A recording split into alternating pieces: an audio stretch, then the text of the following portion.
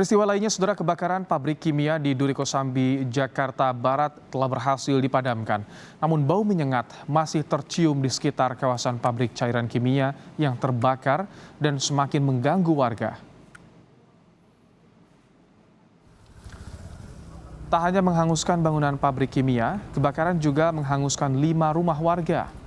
Meskipun pemadaman sudah selesai, bau menyengat dari cat, thinner, dan cairan laundry yang diproduksi pabrik masih tercium.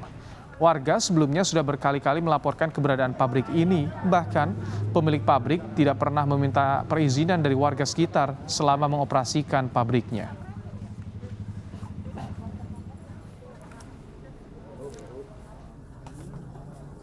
Oh, mungkin kalau laporan KT lama ya mungkin udah ada laporan zat kimia ini untuk pernapasan, untuk bayi apa begitu, begitu. Ya laporan gitu. Ini belum ada tindak lanjut ya begitu. Ini kerugiannya yang nyampe ke warga ada berapa rumah, Pak? 5 rumah, Oh, ada 5 rumah 7 kakak. 7 kakak. Iya 7 kakak. Itu kondisinya gimana, Pak, 5 rumahnya? Ya udah tidak layak pakai itu. Yang 4 rumah tidak layak pakai, yang 1 masih bisa gitu. Begitu. Dari warga ada korban, Pak? Ada kena ini semalam kena apa pecahan ini apa kayu 15 jahitan pala. Berapa orang, Pak? Satu orang. Sementara itu, polisi telah melakukan olah TKP di lokasi kebakaran pabrik kimia.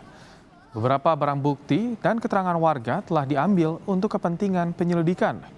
Polisi mencari penyebab kebakaran dan apakah ada kelalaian dalam peristiwa kebakaran ini.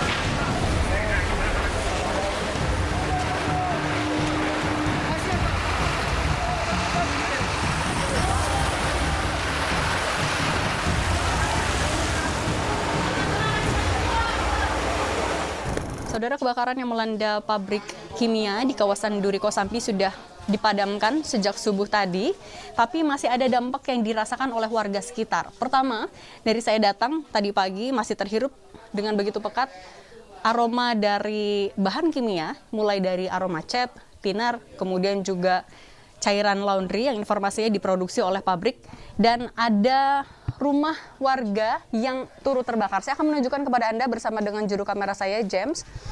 Jadi ada 5 rumah yang posisinya sangat berdekatan, bahkan kalau yang sedang ditunjukkan oleh juru kamera saya ini menempel.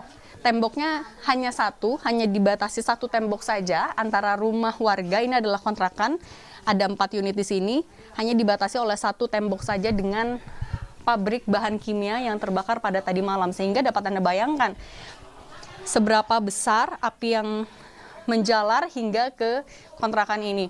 Ada 5 rumah, 4 kondisinya seperti yang sedang ditunjukkan, benar-benar tidak bisa ditinggali.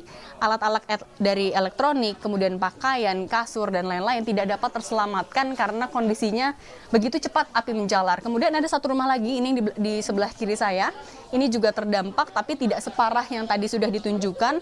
Posisinya di bagian atap juga turut terbakar, dan sehari-hari bahkan karena posisinya begitu dekat, mereka juga turut terganggu dengan aroma bahan-bahan kimia. Sekarang saya akan menunjukkan unit kontrakan yang posisinya paling parah kondisinya saat ini.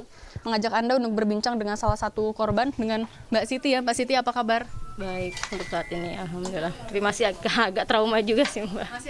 Masih agak trauma ya. Mbak Siti, boleh cerita tadi malam pertama tahu kebakarannya itu gimana, Mbak? Itu ketika selesai sholat tarawih sekitar jam 8.30 sampai 40, tiba-tiba itu ada ledakan besar dari posisi belakang kontrakan ini, Mbak. Itu ledakan besar, langsung api naik ke atas. Kita udah nggak ada yang bisa selamatin apapun, kita langsung keluar, bawa diri masing-masing, sampai saya pun sama orang tua terpisah. Jadi memang udah nggak ada kepikiran sama sekali kita membawa barang.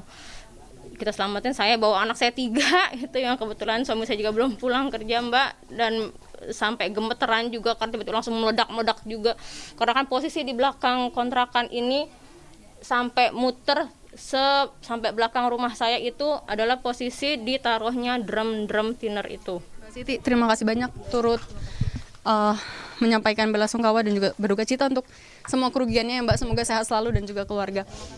Nah, saudara, untuk pabrik sendiri sudah diberikan garis polisi. Tadi sekitar pukul 11 siang sudah ada 2 anggota polisi yang memasangkan garis polisi di bagian depan pabrik, kemudian juga mengumpulkan sejumlah barang bukti, dan tentu olah TKP inilah yang juga ditunggu-tunggu oleh warga sekitar, apa penyebabnya, kemudian kerugian secara materi yang sudah dihitung secara lengkap oleh polisi ini yang juga ditunggu-tunggu.